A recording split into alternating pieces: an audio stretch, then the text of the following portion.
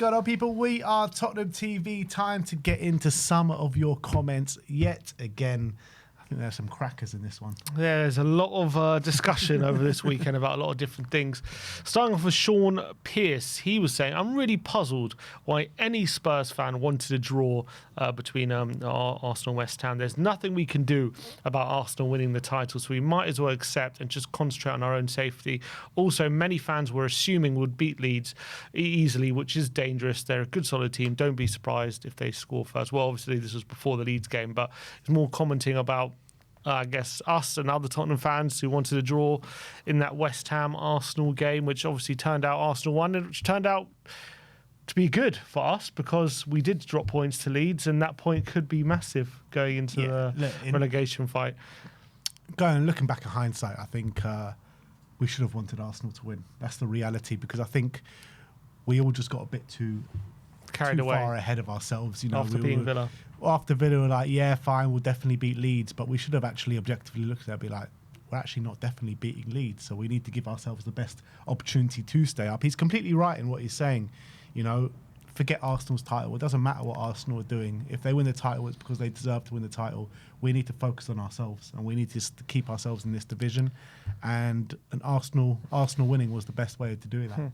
And also Leeds, 4 losses now in 26 games. I don't know why we're so confident of winning. I know we just on the back of a good performance, and Leeds confirmed safety. So there was thought behind, okay, maybe they're on the beach and whatnot. But 4 losses in 26, you shouldn't take that for granted. Way too ahead of ourselves, and we should really know better. Yeah, we really should know better than really wanting that Arsenal draw, because we've seen it all before with Tottenham Hotspur, and a win against Wolves, who are already down, a win against Villa, who were all but on the beach on that game, and we thought, yeah, we'll easily go and beat a Leeds side at home, where we haven't won at home for God knows how long, and only 2 wins at home all season. So yeah, we definitely got way too ahead of ourselves. Yeah, 100% agree.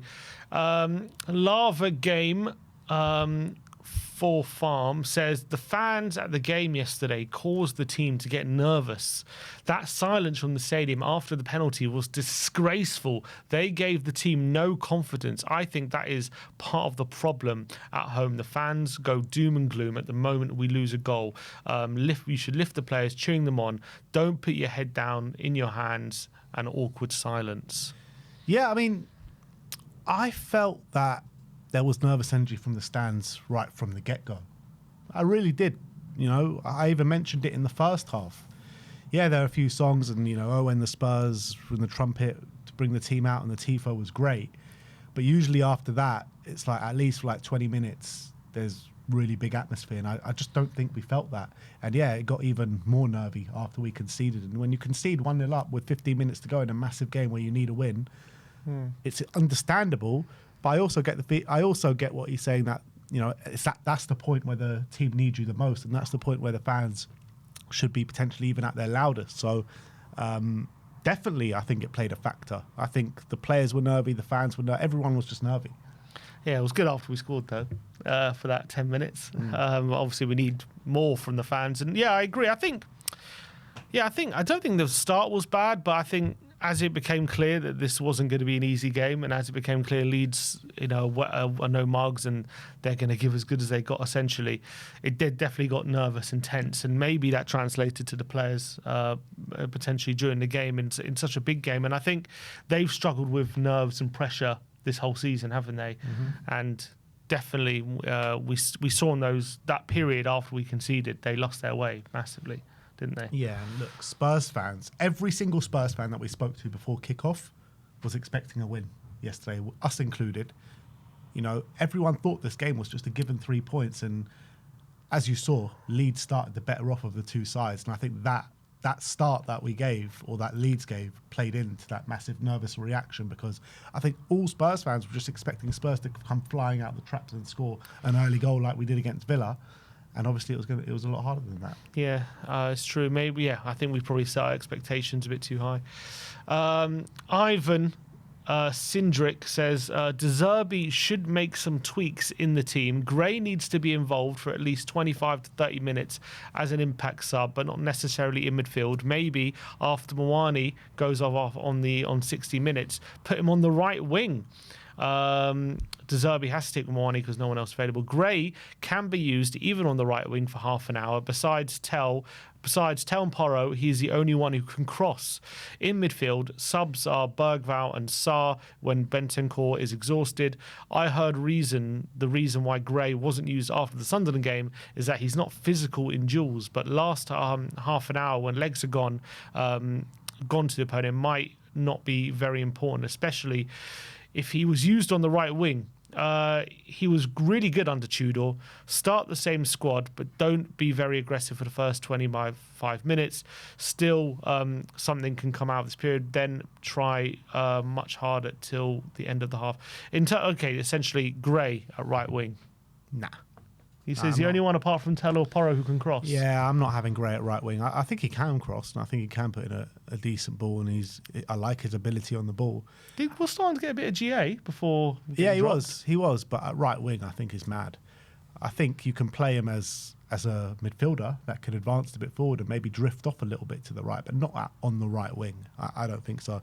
I do feel it a bit odd that Gray basically hasn't seen any minutes for the last 3 games now. Or 3 and a bit games, and he was performing really well before De Zerbi came in. So I think he's an option that De Zerbi should be utilising later on in games. So I agree with that. But at right wing, I think is absolute nonsense. Yeah, it's a bit odd, isn't it? You would have thought, given he was in good form, he started De Zerbi's first game, and didn't have a good game. Yeah, he didn't have a good game in that one, and I think it was seen De Zerbi was like shouting at him for certain things, whatever, during that game. Took him off on the hour. And then, he hasn't really seen much minutes since. Look, he is still young. He's not even 20 yet, is he? Or is he 20 now? I think he's 20 now, yeah. He's 20. So, look, he's still very young, and he's still got a lot to learn. Obviously, he's defaulted to the most experienced players in Bentancur, Basuma and Paulinho, which probably in this scenario is probably the right thing to do. But, in certain scenarios, could you bring him on maybe left back or in the later stage in games midfield? I probably would have preferred him to come on maybe instead of Bergvall at that point, because I just felt having Bergvall and Paulinho, we just lost all sort of control in that middle. We need someone to get their foot on the ball. Maybe Basuma as well. But yeah, Gray, just the fact he's not seen any minutes is a bit peculiar. That's the one for me. He could have come on instead of Bergvall, because Gray's just more composed on the ball than Bergvall. Bergvall's always going at 1,000,000 miles an hour. I think Gray, look, he also has that element to his game, but I just feel he does it with a bit more control. So yeah, I think Gray should be utilised in these final 2 games for sure. Yeah, but how do you see Gray going forward? Because, when during that period under Tudor, maybe last stage of Frank as well, he was starting every game, playing really well, and everyone's saying he's got to be in the team, he's got to play Gray. Now he's been out the team. Do you see him next season as someone who will be starting for us, or still more of a squad player? I think he'll be a squad player next season, and at his age, I think that's the right way to go about it. I think his development was fantastic this season, and I think more of the same next season. And I think his development will come on leaps and bounds under Roberto De Zerbi. I don't entirely know where I see him in terms of in the midfield next season, because he obviously says his best position is an 8. I like him there. I wouldn't mind seeing him at times in the 6 as well, because I think he's a good passer. I think he has the ability, maybe not right this second in time, but with a bit more development behind him, to control games from that area and dictate the tempo of play. So maybe he could be utilised in both those positions next season. Yeah, it's just because him and Bergvall and some other younger players, we just signed them at such young ages, but to play such senior roles in this squad, it's just they haven't been quite ready for that kind of responsibility. And I think there's been such a clamour to get them in the team and them to be as good as we want them to be, but I just feel like they're not quite there yet. And unfortunately, it's not their fault, but when you sign an 18-year-old, it could take 2 to 3 years for him to become a starting player in your team, and that's the reality. The thing is, right, when you're judging those players, Bergvall and Gray, I feel like Gray's been on a complete upward trajectory since joining the club. Lucas Bergvall went on a massive upward trajectory, and because of the coaching, I think he's taken a bit of a step back this year. He hasn't been anywhere near as good this year as he was last year, because Ange played him in his correct position, where Thomas Frank has played him anywhere but his best position. So I feel like Bergvall's stunted his development a little bit this season. Yeah, it's true. Hopefully next season he can get back on it. But that can happen with young players going consistencies. It's not abnormal. No, it's not a knock to him. I still Yeah. think he's got a massive future here. I'm just, objectively just looking at the two players' developments and the trajectory. If he got a loan deal, would you consider it, do you think? For let's say like Scott came in. I'd still like to keep him around because I think that he can be a major value to us next season, a big asset. I think I might be open to it. If Scott came in, Who are you loaning him out to? either somewhere with someone in Europe or maybe a Premier League team. I'd prefer not to, but I think if Scott's come in and we have Gray and we have Bentancur and we have Paulinia and we might need another one on top of that, I think it might do wonders for his development going somewhere, just playing in midfield the whole season and then come back. Then he could come back a really good player. Gray's a bit different because you keep him around because he can just fill in different positions, and so he's very useful to have. Nick Flickcroft says Kinsky absolutely has earned the right to start next year as our number one. Unless there's a no-brainer deal available for us, I'm more than comfortable with giving Kinsky the keys. Yeah, that's exactly where I'm at with it. I said it last week. We did a comments reaction last week. We had a bit of a conversation about it, and I think he has. It's not much game time, but he hasn't literally put a foot wrong since he's come in over the last 4 or 5 games since Vicario's gone out with his injury.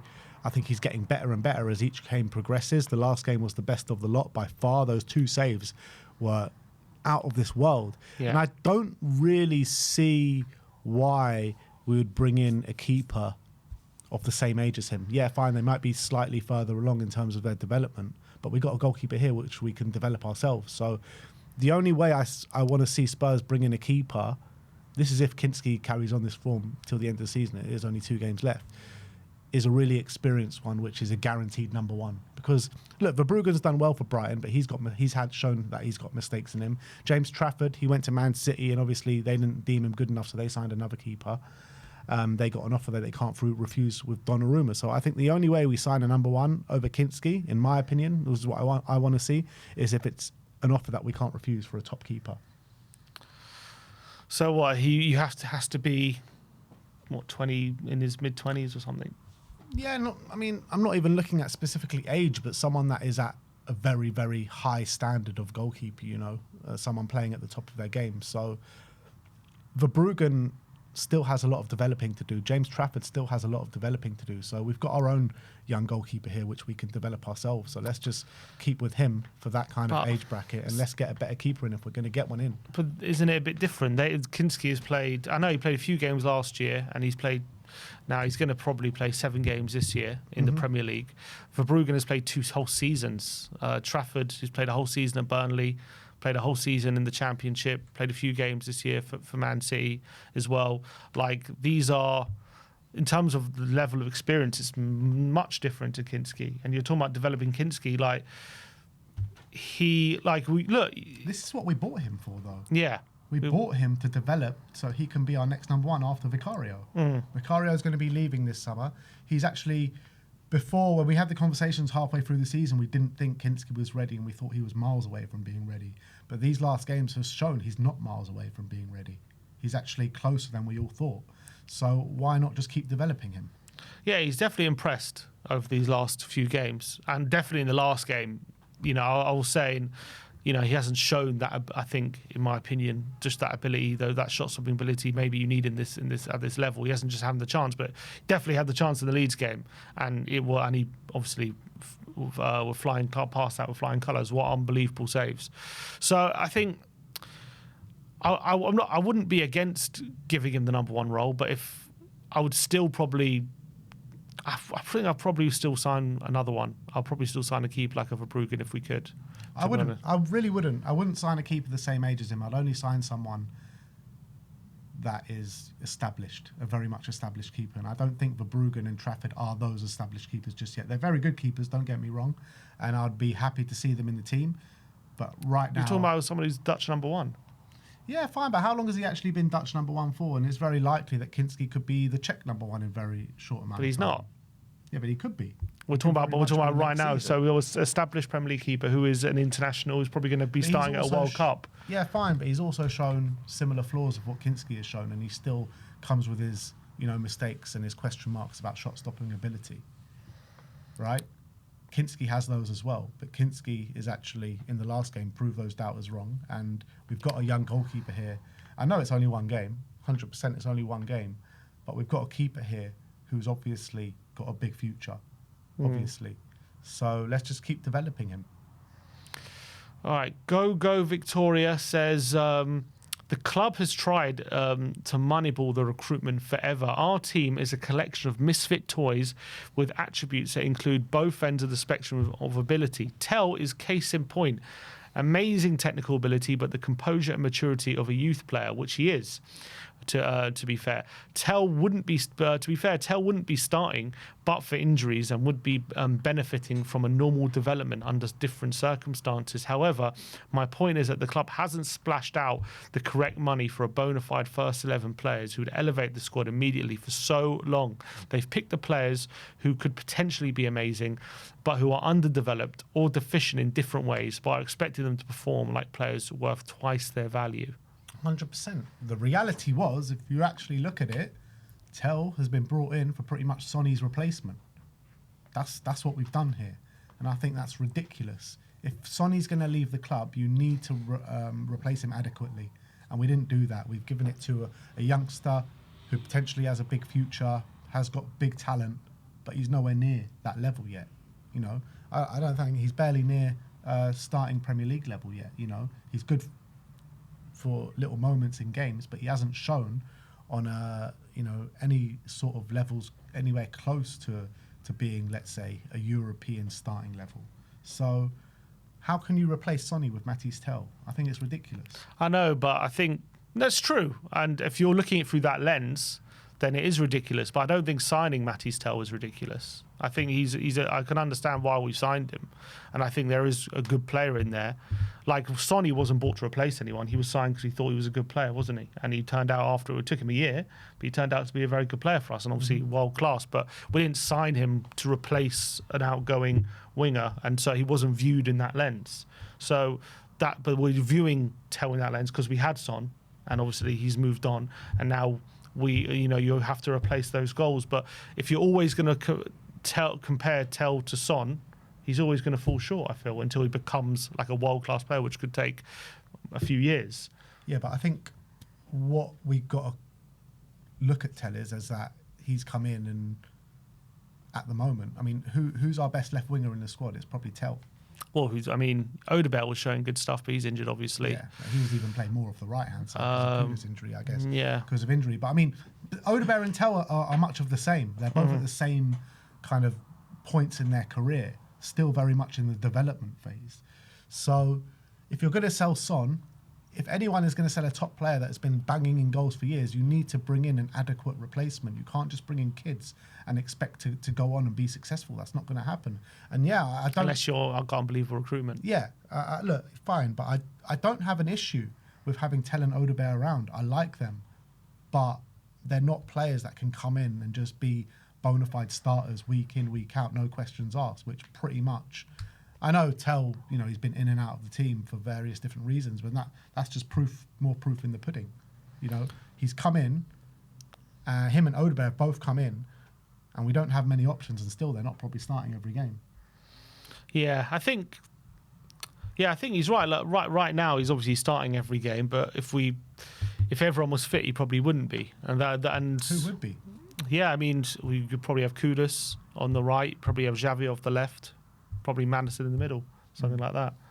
That's probably how, because he's been playing Xavi off the left, hasn't he? Yeah, but even or Gallagher. Xavi wasn't brought in to play off the left. Xavi was brought in because Madison got injured to play in the middle. Yeah, but I think if they were both fit, it would probably be Xavi off the left, I assume. That's probably how, and then he'd be cutting inside and the doggy would be overlapping. That's probably how I see it. Yeah, I think he's spot on, to be honest. I think we've definitely put way too much faith in players who we're hoping for, definitely, and that's been a constant theme over these last definitely 2 summers, 100%. Yeah.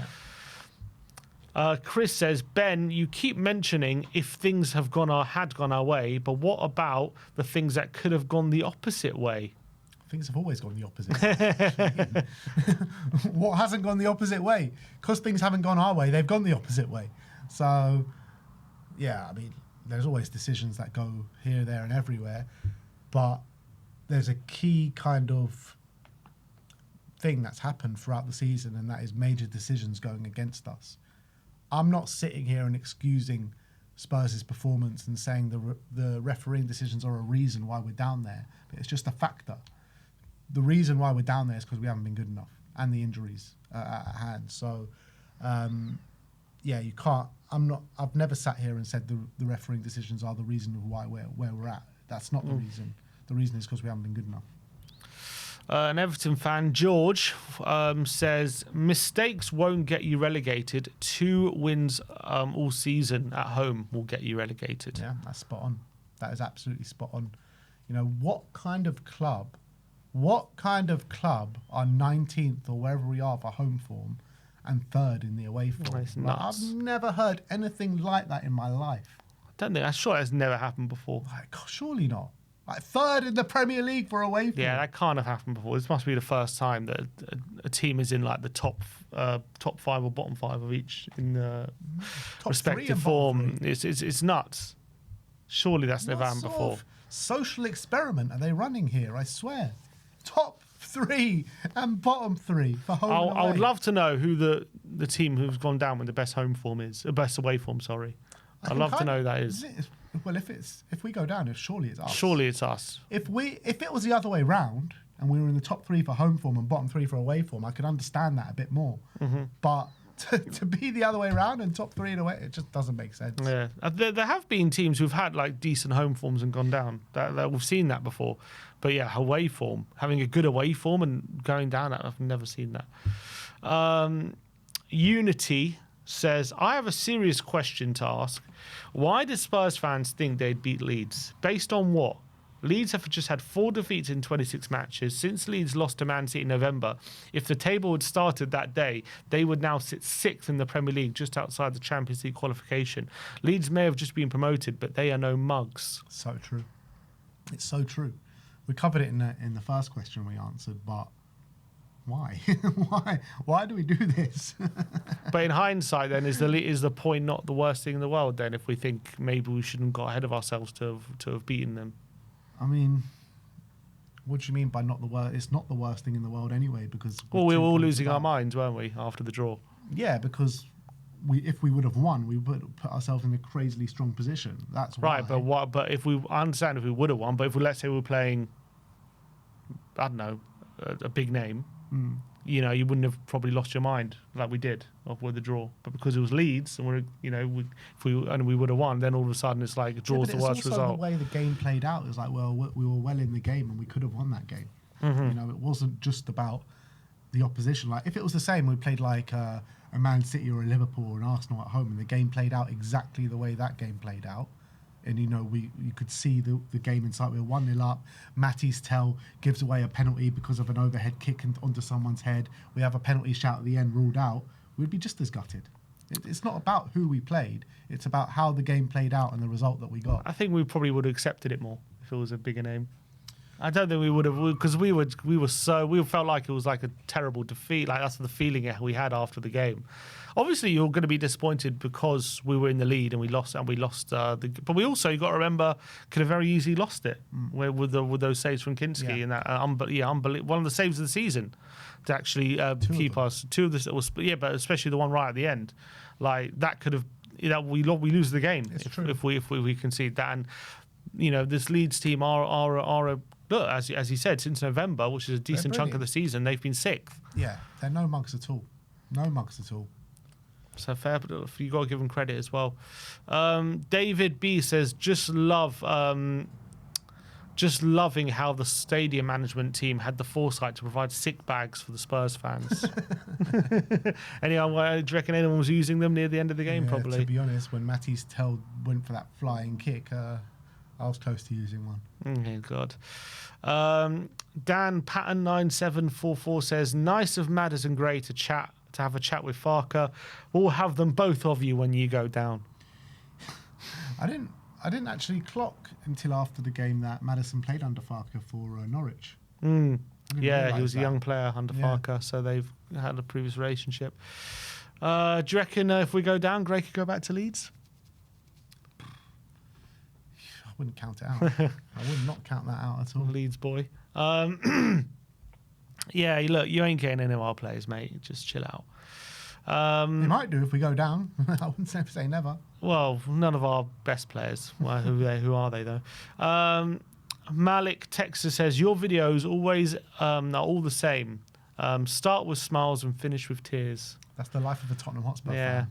that's all exactly. That's been our life for many, many years. It's not just the videos. They just prefer it to start with tears and end with tears. You just want tears for a 20-minute vlog, just constant tears. You got to go into it with a bit of hope. You got to go into it with a bit of optimism. And look, that's the life of a football fan. Whether it's a good team, bad team, whatever, you always have the hope. I don't think I've ever been at a game on game day thinking, okay, we're actually going to lose this. Always, every time, when as soon as it's about to be kickoff, all of a sudden you start visualising how all the ways you're going to win, and it's going to be a great day until reality hits and the game starts.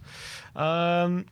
PL 7802 says that feels like the last point this season. That was virtually Leeds' B team, and they're safe with nothing to play for. And we still can't win. We'd have lost if it wasn't for Kinsky. What do you mean Leeds B team? Well, they're missing Okafor. They're missing Bogle. That's it, really. That's not a Leeds B team. Just had a couple of injuries. God, I'd love a couple of injuries. You know yeah. I mean? If that's a Leeds B team, what's the Spurs team? Like a Spurs D team? Yeah, exactly. You know what I mean? That's a ridiculous statement. Leeds B team. Do me a favour. He says, based on that game, though, he feels like that could be our last point of the season.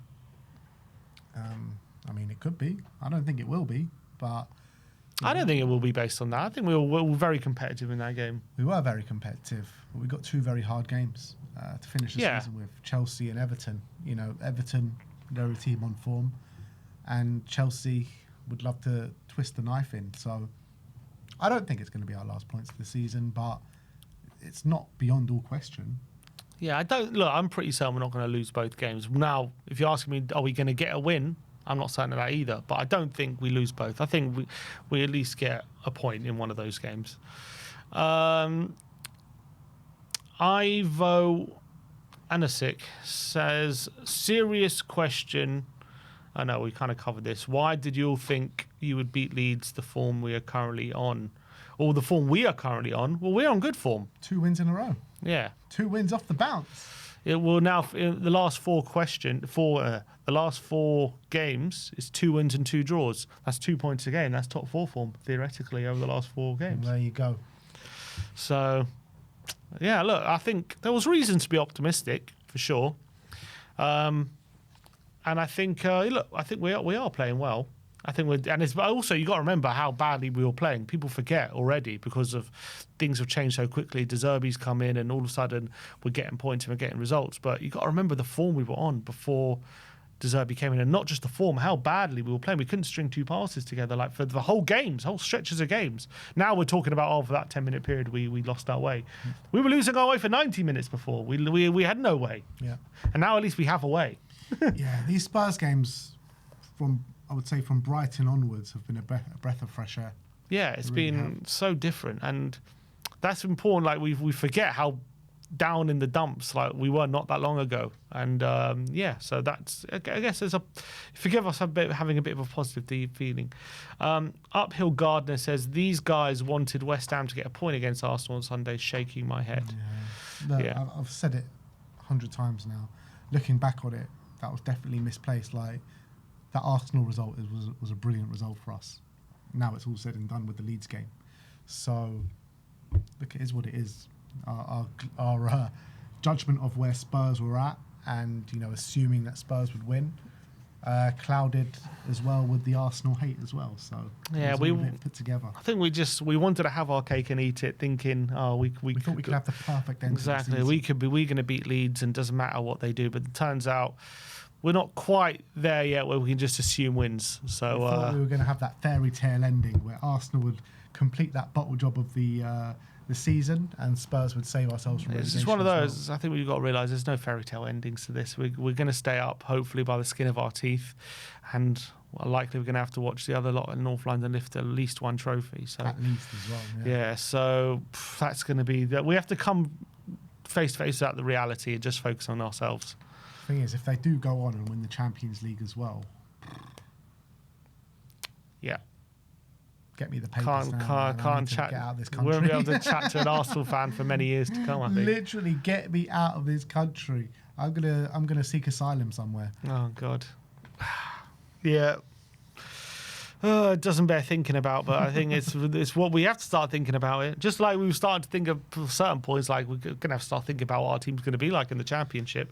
Hopefully, we don't have to think about that. I think we might need to temporarily rebrand our channel. We are PSG TV just for a couple of weeks. Who's up for that? Let us know in the comment section below. I was thinking in the hate along, we're going to come in Spurs shirts, but I'm going to put black strips. I'm going to get some tape, bring black strips, and for Sunday, I'm thinking about that. Yeah. God. Fantastic. Well, that's all the comments that we got for you today. Put some more in the comment section below. Thank you everyone for joining in. We'll see you next time. Like, subscribe, and comment. And as always, come on Spurs.